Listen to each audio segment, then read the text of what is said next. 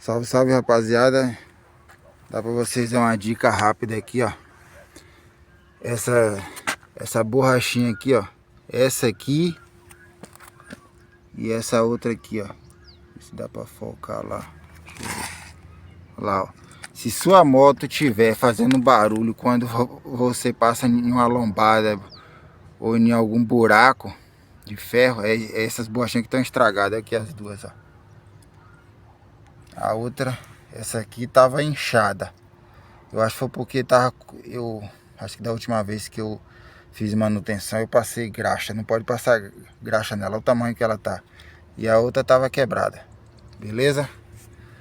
Salve, salve vocês aí. Fica com Deus.